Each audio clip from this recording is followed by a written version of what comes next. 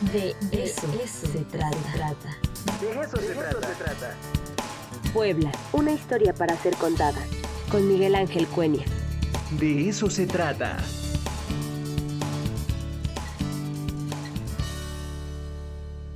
Regresamos aquí al De eso se trata. Muchas gracias a todas y a todos los que nos están viendo y escuchando. Ahora sí se suma Radio WAP Tehuacán. Muchas gracias a todos los que nos están escuchando allá en Tehuacán. Gracias, desde esta semana estamos haciendo esta transmisión a partir de las 9 de la mañana allá en Tehuacán, el espacio de los Lobos del Sur. Así es que muchísimas gracias por estar al pendiente. Saludos a todo Chignahuapan en el 104.3 de FM y obviamente el 96.9 de FM Radio WAP. Ya está con nosotros el doctor Miguel Ángel Cuenya y vaya tema que tenemos el día de hoy, ¿eh? Huérfanos e infancia en el siglo XIX en Puebla. Doctor, ¿cómo está? Muy buenos días. Muy buenos días, Ricardo. Acá estamos, como todas las semanas, tratando de platicar algunos temas relacionados con la historia de Puebla. Oye, cuéntanos, porque a mí el tema de la infancia me gusta mucho desde que descubrí que, de manera general o en términos generales, el concepto de infancia es relativamente nuevo, ¿no, doctor? Sí, es un tema relativamente nuevo e inclusive en el área de la demografía. Por hablar, por ejemplo, la mortalidad infantil son los menores de un año nada más. Ah, mira. Está la mortalidad neonatal, la posneonatal, la mortalidad infantil menores de un año y a partir de ahí son niños, después adolescentes. Es decir, es un concepto relativo dependiendo de la cultura, dependiendo de una serie de factores.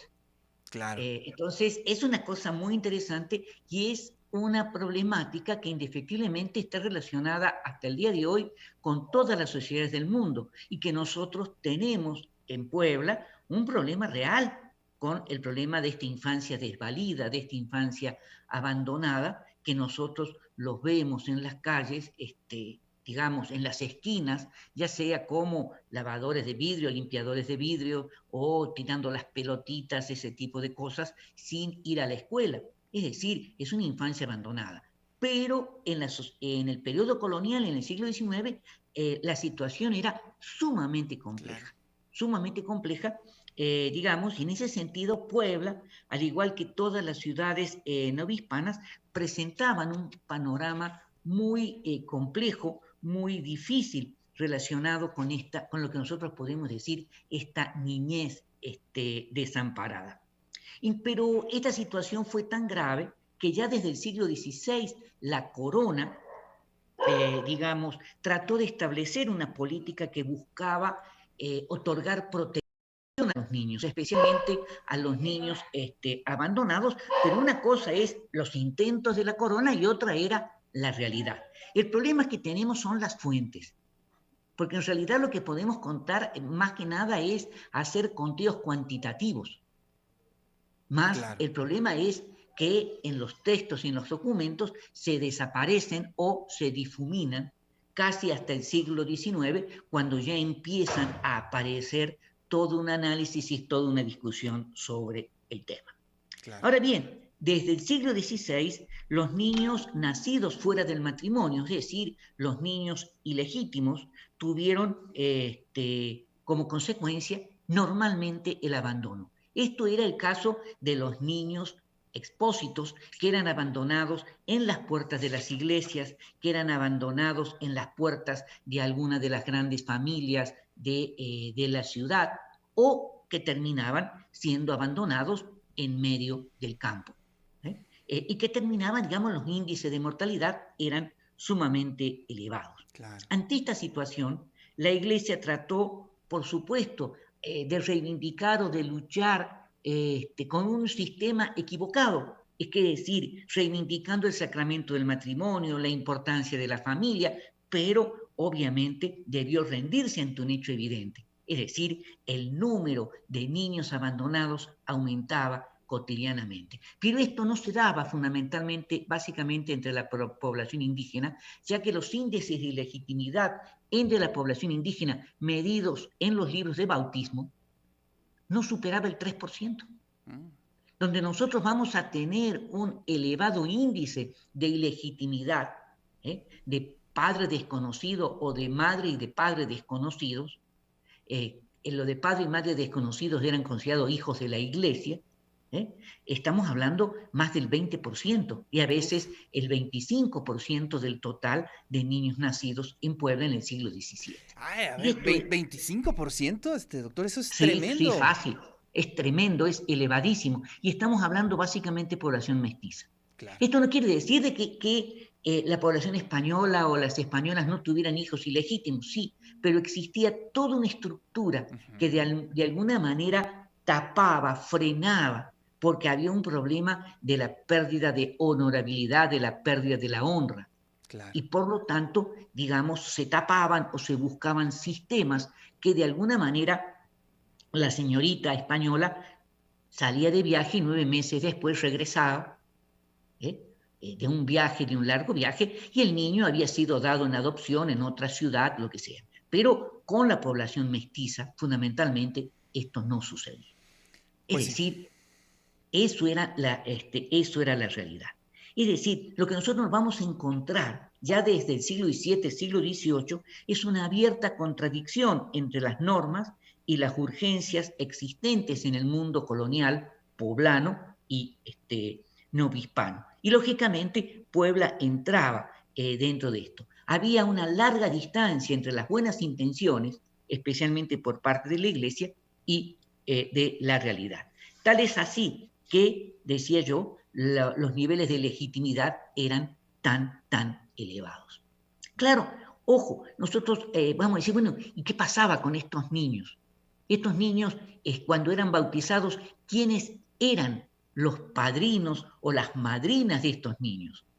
Y eran normalmente casi siempre las mismas familias, las mismas grandes familias, que les daban su apellido y de alguna manera a los huérfanos, y de alguna manera también los recogían, los educaban en su casa, y era de alguna manera parte de la servidumbre que iba a conformar el trabajo de esa familia. Pero no todos los casos. La mayor parte, la Iglesia tenía, lógicamente, que canalizarlos hacia alguna institución que se hiciera cargo. Y Puebla va a ser verdaderamente pionera en esta situación. A comienzos del siglo XVII, en 1604, se va a establecer en Puebla el orfanatorio de San Cristóbal, que fue obra de un presbítero, fue iniciativa de un presbítero, Cristóbal Rivera, que él puso la casa, puso parte de su dinero, y este establecimiento fue administrado por la Iglesia. Juan de Palafox y Mendoza va a darle un fuerte apoyo a esta institución e inclusive aceptó otorgarles el apellido Palafox a los infantes del orfanatorio y de la Casa de Niños Expósitos de la Ciudad de México. Era una manera, digamos, porque si no, no tenían apellido. Tenían apellido. Claro, era un problema real. Pero además, el orfanatorio de San Cristóbal en Puebla, para el siglo XVIII, se proyectó con la fundación de otras 2 casas, destinadas a dar acogimiento a esta niñez desamparada. Una estaba ubicada a un costado del Templo de Concepción, ahí en la 7, y otra en un solar a un costado del Templo de Nuestra Señora de Guadalupe, donde hoy está el monumento a Palafox. Claro. Bueno, y las disposiciones, ahora es interesante que a partir de las disposiciones del Congreso Constitucional de Cádiz de 1812, que va a terminar con la gran constitución de Cádiz, la situación comienza a cambiar. Y comienza a cambiar por la sencilla razón de que el inicio de las nuevas naciones hispanoamericanas, entre estos casos el surgimiento de México, llevó a partir de 1820 a la extinción de las órdenes religiosas hospitalarias, que eran de alguna manera las que se encargaban de mantener estas casas de apoyo a la niñez. Y Puebla, en el caso de Puebla, como en otras ciudades, el mantenimiento y el sostenimiento de estas casas para niños desamparados iba a quedar a cargo de los ayuntamientos o del presupuesto municipal. Claro, pero esto es un problema que está relacionado con el proceso de secularización de secularización de la sociedad y de la secularización de todas las obras de caridad, que a partir de esos momentos se van a convertir en obras de beneficencia, que van a ser administradas por el gobierno municipal. Pero acá entramos con un problema bastante similar hasta el día de hoy. ¿En qué sentido lo digo?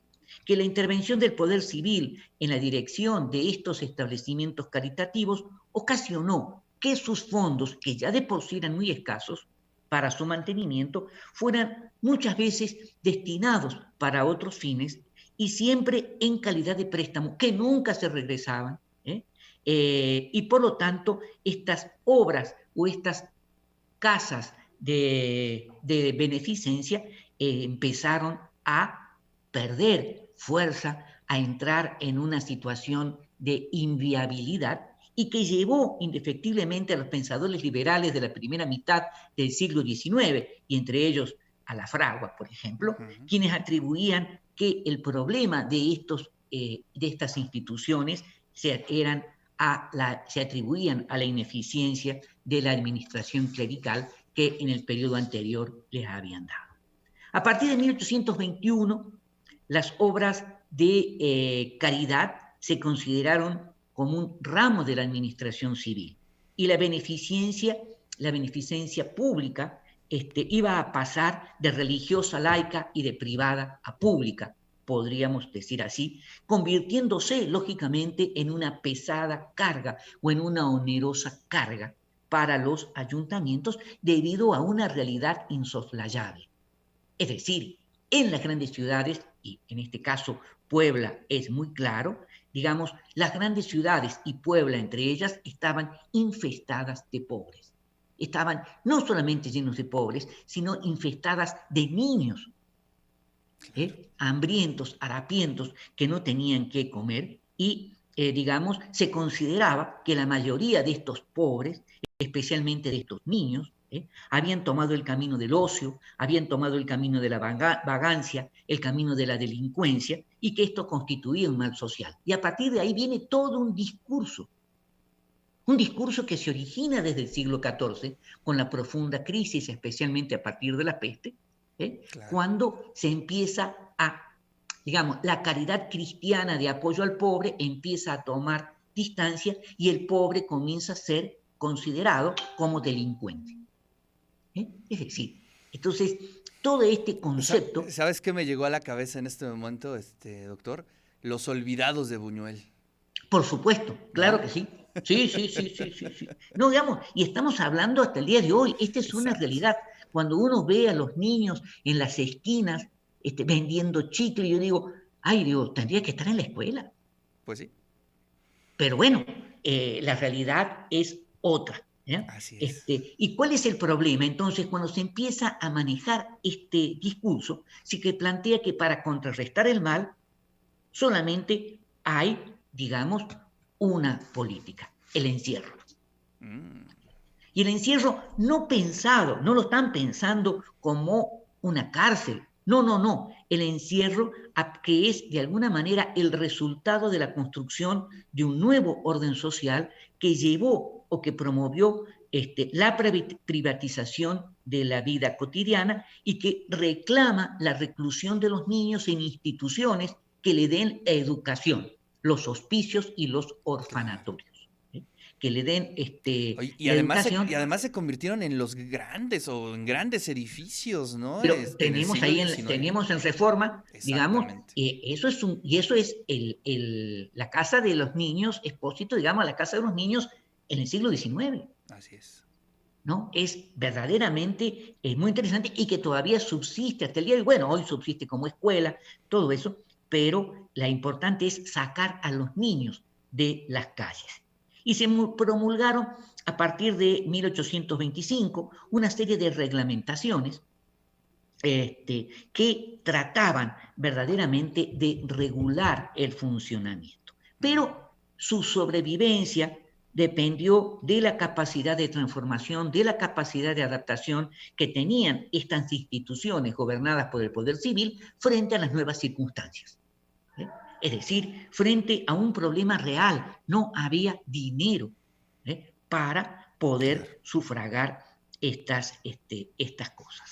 Y de esta manera, el Congreso del Estado creó el Hospicio de Pobres en 1825, que va a separarlos del orfanatorio y el Hospicio de Pobres va a ser una estructura destinada no solamente para los pobres adultos, sino para los niños mayores de 7 años. Y de acuerdo con las disposiciones, se estableció que los infantes debían ser clasificados en 3 categorías, los que entraban al orfanatorio. El primero, los llamados niños expósitos o niños de la iglesia, es decir, los niños abandonados en su cuna o en la calle, digamos, bueno, en las puertas de las iglesias. Eso era el primer caso. El segundo, los niños asilados por gracia, porque eran niños indigentes que habían sido abandonados en la calle. Y los terceros, los pensionistas, es decir, cuando familias llegaban y planteaban al orfanatorio: no podemos seguir manteniendo a los niños, podemos dar un pequeñísimo estipendio mensual, y entonces esos niños ingresaban como pensionistas. Pero podían estar en el orfanatorio hasta los 7 años. A partir de los 7 años pasaban al Hospicio de Pobres. Es decir, en donde las condiciones eran lógicamente mucho peor. ¿Qué pasó con esto? Bueno, con la invasión norteamericana en 1847, digamos, la situación de la niñez fue mucho más grave, fue mucho más compleja, porque todo entró en ruina y quedaron prácticamente desamparados los niños.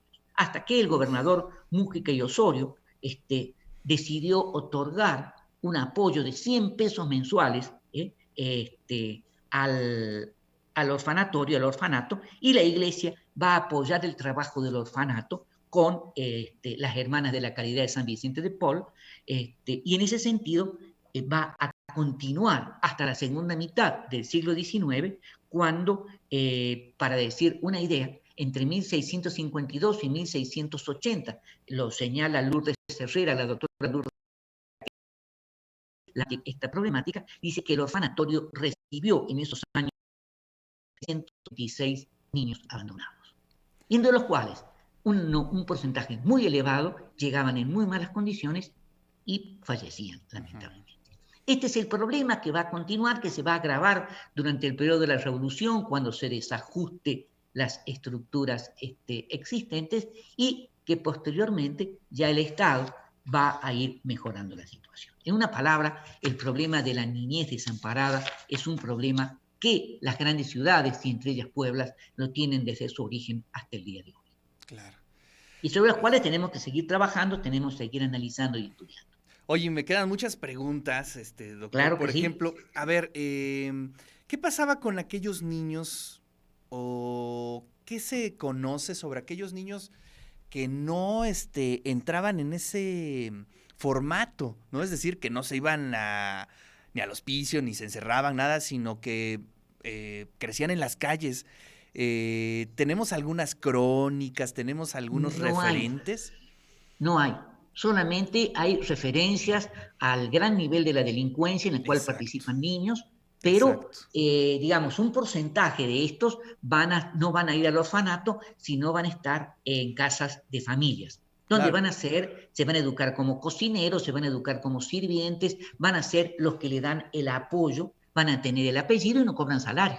Sí, porque realmente hay unos relatos europeos que son muy fuertes, de aquellos niños que decidían escaparse al bosque, por ejemplo, ¿no? Claro. Y acechaban a los viajeros, y eran niños de 10, 11 años, y asaltaban de manera sanguinaria, ¿no?